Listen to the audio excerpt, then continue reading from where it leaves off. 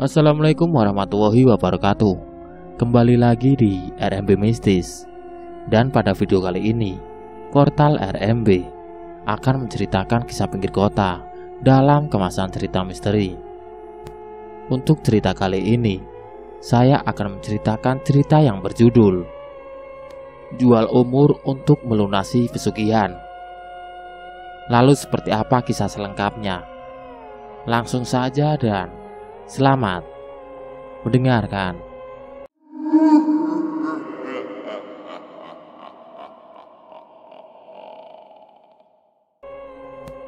Sebut saja Pak Budi. Pak Budi ini menceritakan kisah hidup seseorang yang pernah diantarnya. Panggil saja Pak Joni. Pak Budi ini adalah seorang tukang ojek. Ia pernah mendapat salah satu pelanggan yang terlihat asing baginya. Dan orang itu meminta Pak Budi untuk mengantarnya ke salah satu tempat. Dan tempat itu sudah sangat familiar bagi Pak Budi. Orang itu ingin datang ke salah satu tempat keramat yang konon tempat itu adalah tempat pemujaan. Dan Pak Budi sendiri tidak percaya 100% tentang tempat itu, karena ia hanya mendengar kabar yang beredar. Ya, orang itu Pak Joni. Setelah mengantarkan Pak Joni dan bertemu dengan sang kuncen yang kerap disapa Mbak Warno, Pak Joni pun mengajak Pak Budi untuk masuk ke dalam. Pak Budi pun sempat berpikir, paling juga sebentar. Yang pada akhirnya Pak Budi pun mengiyakan ajakan Pak Joni. Keduanya pun disuruh masuk dan dipersilahkan untuk duduk di ruang tamu. "Bagaimana anak muda? Apa permasalahanmu?" "Terus terang, Mbah, saya sedang dalam keadaan terlilit hutang yang jumlahnya itu ratusan juta, Mbah. Saya mau minta tolong sama Simbah agar bisa mengatasi masalah finansial keluarga saya, Mbah," ujar Pak Joni. "Jadi kamu mau pesugihan?" "Iya, Mbah, saya mau melakukan itu." Sementara Pak Budi yang mendengar itu benar-benar dibuat kaget, antara percaya dan tidak. Ternyata orang yang diantarnya mau melakukan ritual pemujaan pesugihan. Namun Pak Budi hanya mendengarkan obrolan antara Pak Joni sama Mbak Warno, tak mau ikut campur dengan urusan mereka. Mbak Warno pun kembali melanjutkan, "Kamu ingin mendapatkan pesugihan kan? Tapi untuk mendapatkan pesugihan itu tidak mudah, Pak Joni. Yang pertama, kamu sudah berkeluarga kan? Kamu harus mendapatkan izin dari istrimu dulu." "Kenapa istrimu tidak diajak?" "Istriku saat ini lagi kabur-kaburan, Mbah." "Kabur gimana?" "Ya kabur, Mbah, karena sering ditagih sama rentenir. Saya sama keluarga saya juga tinggalnya pindah-pindah. Dan sekarang saya ngontrak di rumah yang tak jauh dari sini, Mbah. Mungkin sekitar 2 jaman, Mbah." "Jadi sekarang kamu tinggal di kontrakan?" "Iya, Mbah." "Begini, untuk bisa mendapatkan pesugihan, kamu harus segera mendapatkan izin dari istrimu. Dan untuk bisa lebih suksesnya lagi, kamu harus melakukan ritual pesugihan. Tentunya semua syarat-syarat kamu harus dipenuhi dulu." "Iya, Mbah. Dan syaratnya itu apa, Mbah?" "Syarat-syaratnya ini tidak mudah bagi kamu. Kamu harus mempersiapkan semuanya, dari mulai mahar sampai sesaji." "Sebutkan saja, Mbah, jumlah maharnya. Terus terang saja, saya tidak tahu dengan hal beginian. Jadi saya serahkan saja ke Mbah, nanti tinggal totalan." "Ya sudah, kalau itu maumu. Total maharnya kurang lebih sekitar 20 juta. Kamu sanggup?" "Hah? Banyak banget, Mbah." Kalau kamu udah punya mahar, nanti kesini lagi. Simbah pastikan kamu akan jadi orang kaya. Yang penting maharnya disiapin dulu. Ya sudah Mbah, saya permisi dulu ya Mbah. Silakan. Dan nanti kalau mau kesini dengan membawa mahar, hari Senin saja. Dan nanti kamu melakukan ritualnya di Selasa Kliwon. Setelah obrolan itu mereka pun akhirnya pamitan. Pak Joni pun pulang dengan wajah kebingungan. Kerutan di dahinya sangat jelas. Ia berpikir keras bagaimana caranya agar ia mendapatkan uang sebesar 20 juta. Buat makan sehari-hari aja kurang. Pak Budi, tolong jaga rahasia ini ya. Jika nanti suatu saat saya datang ke sini lagi, tolong diantar lagi ya Pak. Iya Pak Joni. Pak Budi pun mengiyakan. Waktu yang ditempuh untuk menuju ke kontrakan Pak Joni pun memakan waktu 2 jam. Di dalam kontrakan itu ada istri dan keempat anaknya Pak Joni yang masih berusia belasan tahun. Pak Budi pun sempat bertanya, "Kamu sekolah ndak nak?" Enggak om. Soalnya bapak ibu ndak punya uang dan nggak tahu bisa sekolah lagi kapan. Pak Budi yang mendengar itu pun terenyuh. Pak Budi yang juga sebagai kepala keluarga dan mempunyai anak merasa kasihan melihat anaknya Pak Joni yang berhenti sekolah karena keterbatasan biaya. "Pak Joni, nanti kalau sampean butuh apa-apa datang ke tempat saya aja ya. Saya di pangkalan ojek itu terus." Pak Budi benar-benar tak tega melihat kondisi keluarganya Pak Joni. Ya sebenarnya salah mengantar orang melakukan pesugihan, tapi mau bagaimana lagi? Melihat keempat anaknya Pak Joni yang putus sekolah, tinggal di kontrakan dengan makan yang seadanya, ini membuat Pak Budi sangat kasihan. Dan ketika pamitan pun, uang yang seharusnya didapat dari Pak Joni itu dikembalikan. "Ini untuk anak-anak saja Pak." "Gak usah Pak, terima kasih. Ini kan upahnya Pak Budi." "Gak apa-apa Pak, saya masih ada rezeki yang lain." Uang itu pun akhirnya dikembalikan. Kemudian Pak Budi pamitan. Nah, mungkin sekitar hampir 3 bulan setelah hari itu, Pak Joni baru datang lagi. Berangkat dengan menaiki angkot terlebih dahulu, lalu berhenti di pangkalan ojek menghampiri Pak Budi. "Pak Budi, antar saya ke tempat Mbak Warno," ujar Pak Joni dengan bisikan. "Iya Pak, siap." Sepanjang perjalanan itu, Pak Budi sempat menanyakan tentang maharnya. "Pak, memang sampean udah dapat maharnya?" "Sudah Pak, alhamdulillah." Kalau boleh saya tahu, dapat uang sebanyak itu dari mana Pak?" "Kemarin saya sempat nekat. Saya begal motor dan nyopet." Pak Budi yang mendengar itu pun dibuat terkejut. "Astagfirullah, kalau saya ini dibegal gimana? Bisa-bisanya nekat kayak gitu," batinya. Hal kriminal itu dilakukan oleh Pak Joni dengan tujuan agar ia mendapatkan uang senilai 20 juta untuk bisa melakukan ritual pesugihan. Waktu itu Pak Budi sempat gemetar takut, ngebayangin kalau seandainya dia sendiri dibegal. Dengan was-was, Pak Budi mengantar Pak Joni sampai ke rumahnya Mbak Warno dengan selamat. Tepat pukul 6 sore, keduanya sampai. Pak Joni melangkahkan kakinya dengan membawa sekantong plastik yang berisi uang. "Permisi Mbah." "Silakan masuk. Sini duduk dulu. Gimana? Sudah bawa maharnya? Udah siap?" "Sudah Mbah. Ini saya sudah bawa uangnya." Kantong plastik itu dibuka dan terlihat uang dengan total 20 juta. Benar-benar acak-acakan tak tertata. Mbah Warno pun memanggil salah satu orang kepercayaannya untuk mengambil mahar itu dan membelanjakan syarat-syarat ritual yang diperlukan oleh Pak Joni. Setelah uang itu diserahkan ke Mbah Warno dan dibelanjakan, Pak Budi pun pamitan untuk melanjutkan kerja.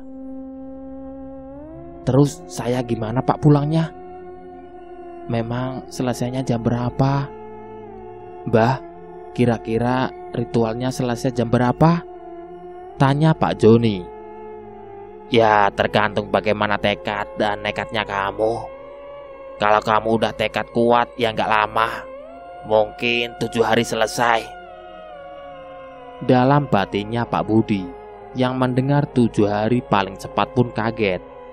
Sampai Pak Joni menanyakan, kalau paling lama itu berapa Mbah? Ya ada yang sampai 100 hari dia bertapa dan ditemui sesembahannya. Jadi tidak semuanya itu bisa lolos. Makanya saya tanya dulu, udah dapat izin dari istri belum? Sudah Mbah. Ya sudah, mungkin kamu bisa dapetin pesugihannya cepat. Mbah pastikan paling cepatnya 7 hari. Oh ya, emang kamu siapa nak? Saya tukang ojek Mbah. Ya sudah, nanti kamu 1 minggu setelah hari ini datang lagi ke sini. Kamu boleh pulang, lanjutkan pekerjaanmu. Iya Mbah. Pak Joni, saya pamit dulu ya. Iya Pak Budi, terima kasih. Pak Budi pun balik lagi ke pangkalan ojek. Selang 1 minggu Pak Budi diharuskan menjemput Pak Joni. Sesampainya di rumah Mbah Warno, Pak Joni sama sekali belum terlihat. Sampai Pak Budi pun menanyakan ke Mbah Warno, Mbah, Pak Joni udah selesai ritual belum ya? Sudah selesai ritual, tapi untuk bisa menyempurnakan ritualnya, ia harus sampai sore. Kamu itu datangnya terlalu pagi. Mendingan kamu balik dulu dan nanti malam datang lagi ke sini. Nanti malam, Mbah? Iya, nanti malam. Daripada kamu nunggu sampai seharian, mendingan kamu pulang dulu. Iya, Mbah, saya pulang dulu. Kira-kira jam berapa, Mbah? Saya harus ke sini lagi. Habis isya, nanti kamu ke sini lagi. Setelah itu pun, Pak Budi beranjak pergi menuju ke pangkalan kembali. Nah, sekitar jam 7 malam, Pak Budi akhirnya kembali ke rumahnya Mbah Warno. Dan sekitar jam 8 malam, Pak Budi baru sampai.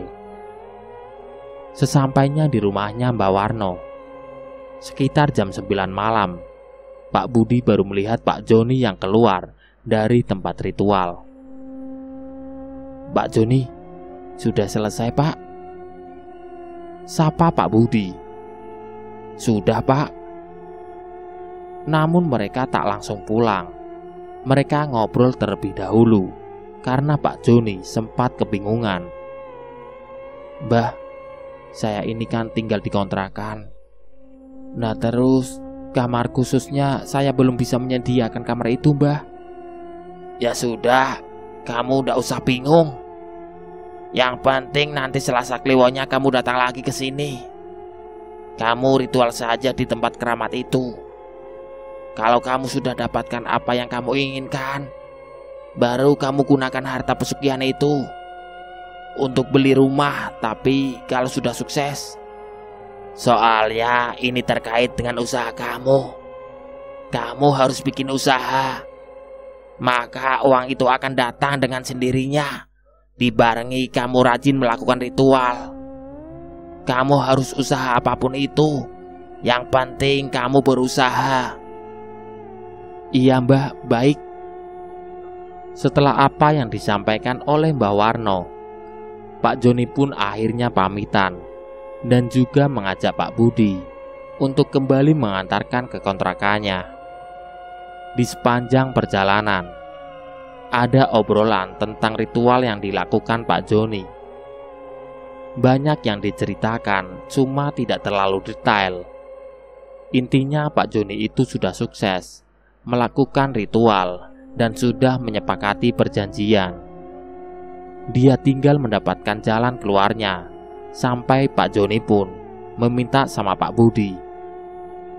"Pak, saya minta tolong pinjamin saya uang 100.000 Pak." "Buat apa Pak?" "Ya buat modal besok istri saya jualan." "Modal 100.000 jualan apa Pak?" "Seadanya dulu, yang penting kan kata Mbak Warno itu usaha. Siapa tahu dari 100.000 ini bisa bikin saya sukses. Saya ingin membuktikan kalau ritual itu benar-benar sudah sukses Pak." Pak Budi yang seharusnya dia mendapatkan keuntungan dari Pak Joni, justru malah dia mengeluarkan uang. Sekitar jam 12 malam, akhirnya mereka sampai di kontrakan Pak Joni. Pak Joni pun akhirnya bertemu dengan istri dan anak-anaknya, yang mungkin hampir 1 minggu lebih ditinggalkannya. Pak Budi pun langsung balik karena sudah sangat larut. Selang beberapa hari, tepatnya Selasa Kliwon, dia datang lagi menemui Pak Budi. "Pak, tolong antar saya untuk ke tempat itu lagi." Pak Budi pun mengantar lagi, dan sebelum sampai di rumahnya Mbah Warno, Pak Joni sempat meminta istirahat dulu. "Pak, kita duduk sebentar di warung depan ya. Kita ngopi-ngopi dulu." Di warung itu Pak Joni mulai menceritakan keberhasilannya dari modal 100.000 itu. "Dari modal itu ya Pak, kan buat usaha kecil-kecilan di rumah. Ternyata hasilnya benar-benar luar biasa. Hampir setiap hari dagangan itu habis Pak. Setiap harinya barang tambah, sampai kontrakan itu penuh barang." "Memangnya usaha apa Pak? Kok sampai penuh barang?" "Usaha sembako Pak, mulai dari beras, gula, tepung dan lainnya." "Wah, hebat ya Pak." "Iya, saya juga nggak nyangka. Ternyata hasilnya sangat luar biasa. Sampai saya ngontrak di sebelahnya lagi. Kontrakan yang dulunya untuk saya sama istri dan anak-anak itu digunakan sebagai toko sembako." Jadi intinya yang disampaikan oleh Pak Joni, dengan modal 100.000 itu, dia sudah merasakan kesuksesannya, dan Pak Joni mengembalikan uang yang pernah dipinjamnya ke Pak Budi. Namun bukan 100.000 ataupun 200.000, tapi 1 juta. "Pak Budi, ini tolong terima ya. Saya sangat berterima kasih. Tapi saya tidak mau kenapa-kenapa. Dan ini terlalu banyak. Kemarin kan hanya 100.000, bukan 1 juta. Saya tidak mungkin numbalin kamu. Saya juga tidak bakal nulis siapapun. Maksudnya Pak, ini urusan saya pribadi. Jadi sampean tidak perlu takut.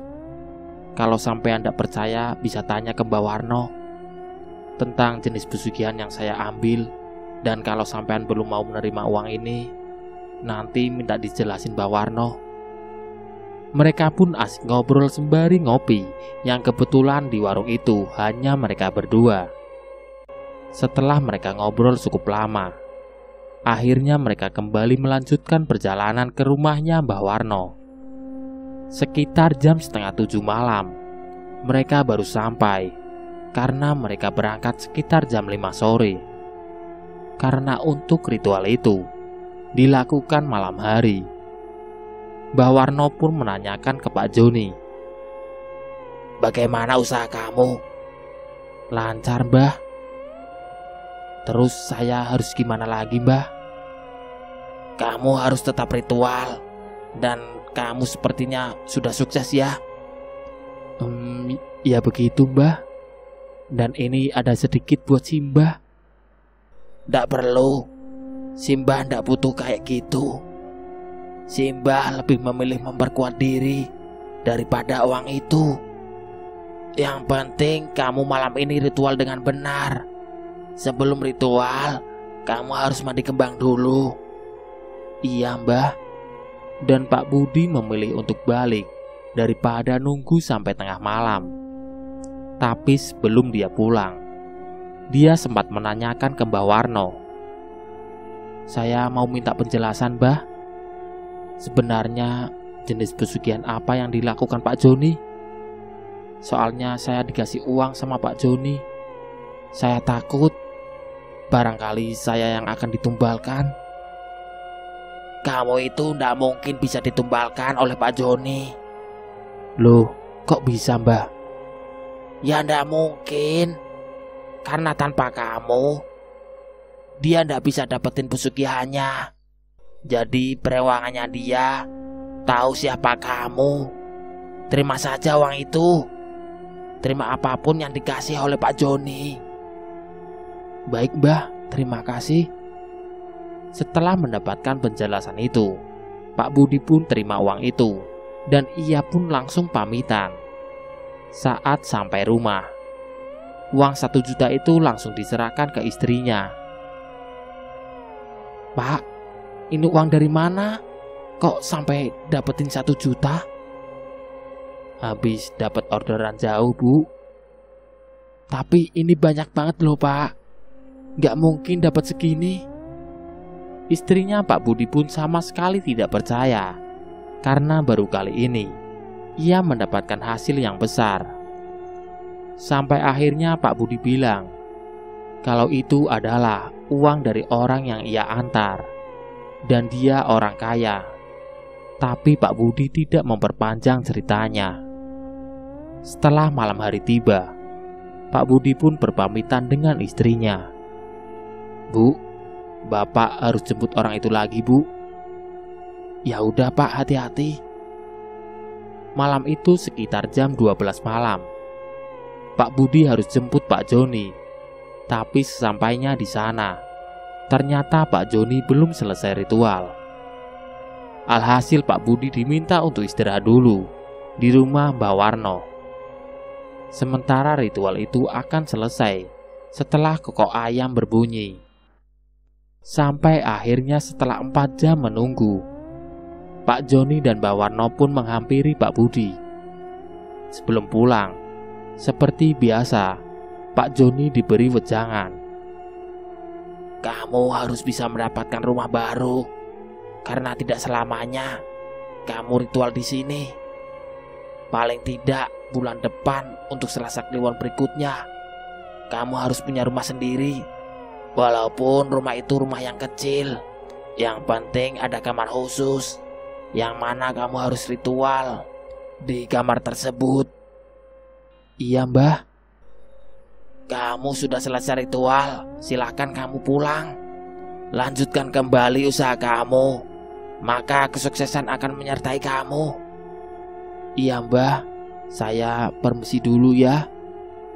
Sekitar jam 5 pagi Pak Budi sama Pak Joni itu balik ke kontrakan sampai jam 7 pagi.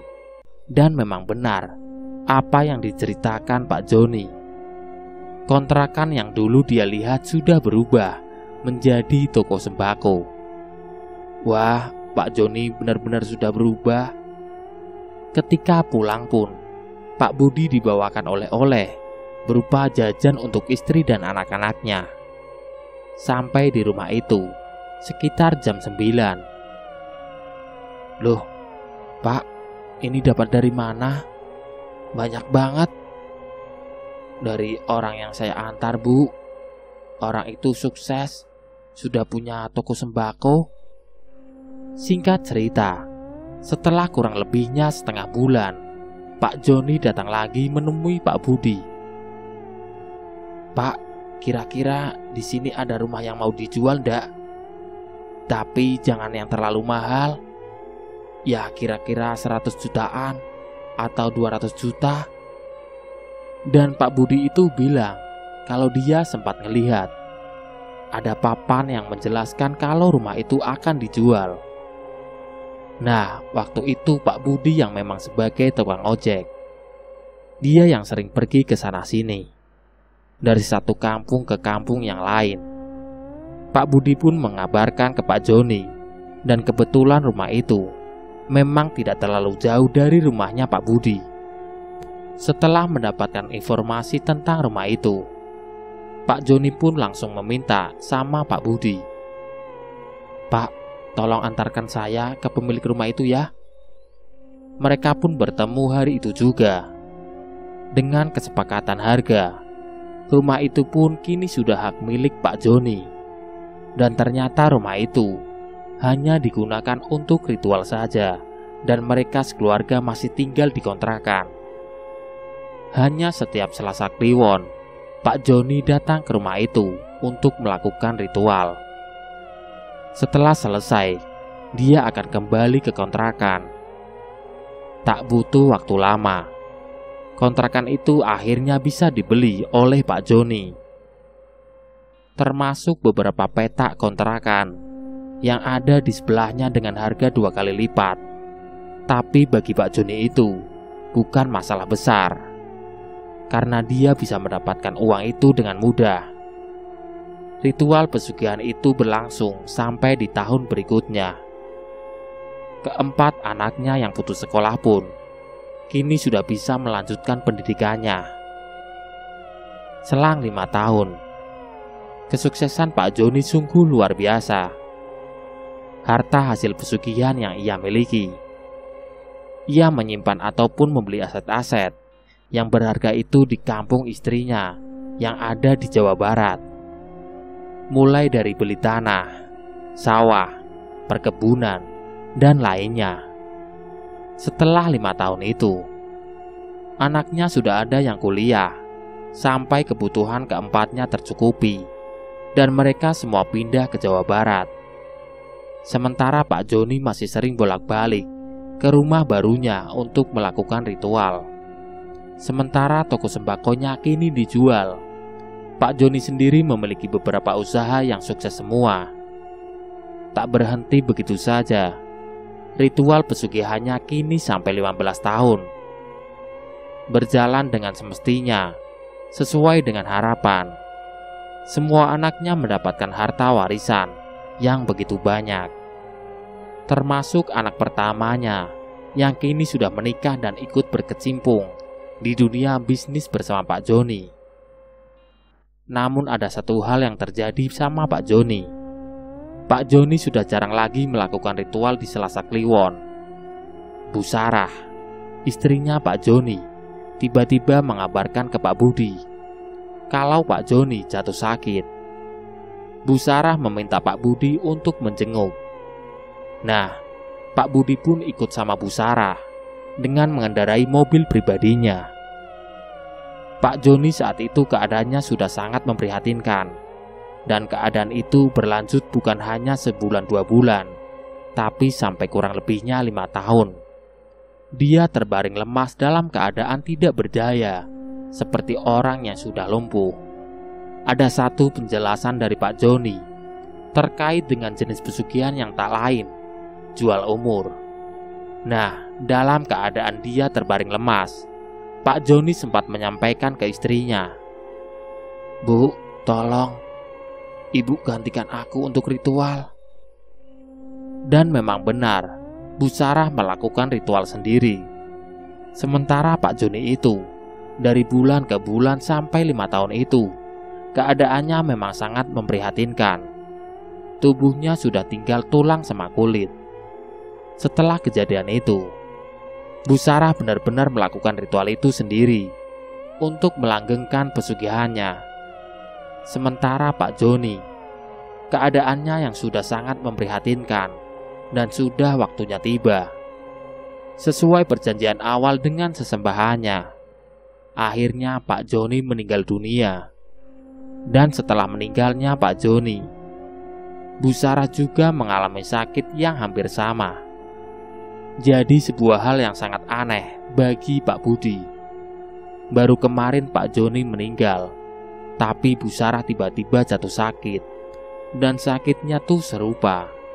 Sampai anak pertamanya yang bernama Rama kelimpungan.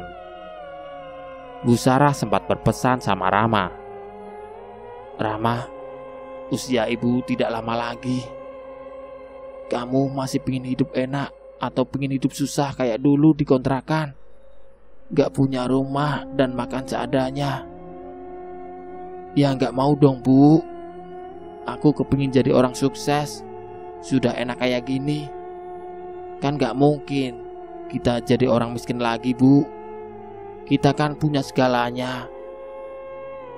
Mungkin kamu bisa ngomong kayak gitu, tapi ibu sendiri ini sudah didatangi terus-menerus sama bapak kamu. Dia berpesan sama ibu kalau apa yang sudah dilakukannya itu harus diturunkan ke kamu. Apa sih, Bu? Bapak pesan apa?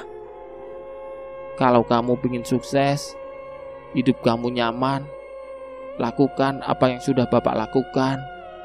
Karena ibu sendiri ini sudah tidak kuat. Apa sih, Bu? Obrolan itu pun didengar sama Pak Budi, yang kebetulan sedang berkunjung dan duduk di ruang tamu. Sampai Bu Sarah akhirnya menjelaskan secara gamblang ke anak-anaknya. Begini, di antara kalian anak-anakku, siapa di antara kalian yang mau meneruskan apa yang sudah bapakmu lakukan, yaitu ritual di kampungnya Pak Budi? Ujar Bu Sarah sembari memandang ke arahnya Pak Budi.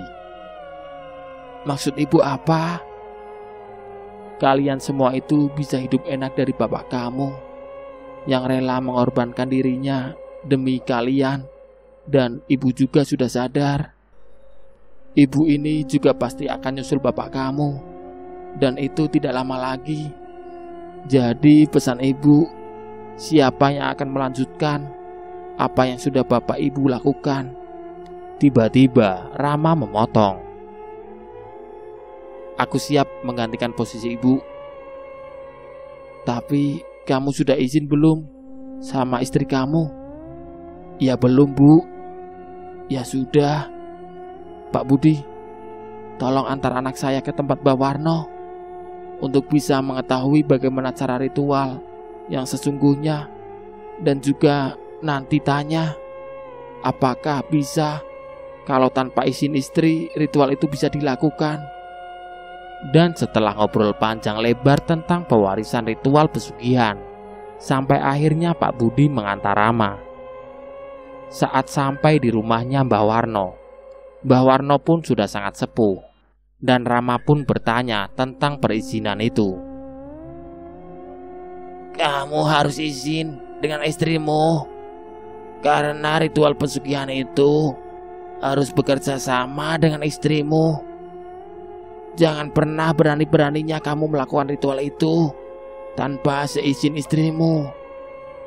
Rama pun menurut apa yang dikatakan Mbah Warno. Mereka pun memutuskan untuk kembali pulang. Jadi Rama sudah tahu apa yang sering terjadi dan bagaimana kesuksesan itu mudah diraih dalam kurun 15 tahun. Namun di tahun berikutnya, petaka datang karena Rama tidak mendapatkan izin dari istrinya, Bu Sarah. Dia sudah tidak lagi ritual, sementara Rama yang ritual tanpa izin istrinya sama sekali tidak menghasilkan. Justru usahanya jatuh bangkrut sampai rumahnya terjual. Rama yang terobsesi akan kekayaannya pun membujuk sang istri agar mengizinkan dirinya melakukan ritual pesugihan. Sekeras apapun bujukan itu, istrinya Rama tetap menolak. Alhasil, ritual yang dilakukan selama ini sia-sia. Harta kekayaan yang dimiliki keluarga Pak Joni pun habis. Akibat ritual itu tak dilakukan dengan semestinya. Kesuksesan yang pernah diraih oleh Pak Joni keluarga itu hanyalah tipu daya iblis untuk semakin menjerumuskan pelaku dan juga keturunannya agar tersesat, tidak percaya akan Sang Halik, yaitu Gusti Allah Subhanahu wa Ta'ala.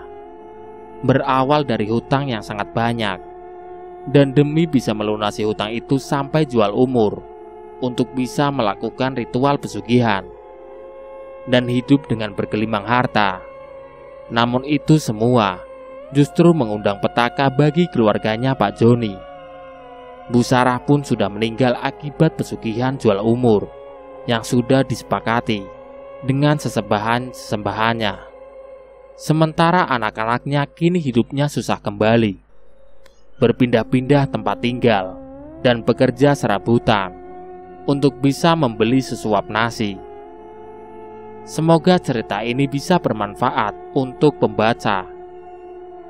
Sesulit apapun kita dalam melunasi hutang, jangan sampai menggadaikan umur kita ke lembah kesesatan.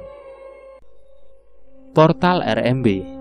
Itulah tadi cerita yang berjudul Jual Umur untuk Melunasi Pesugihan. Nantikan cerita-cerita menarik lainnya di konten berikutnya.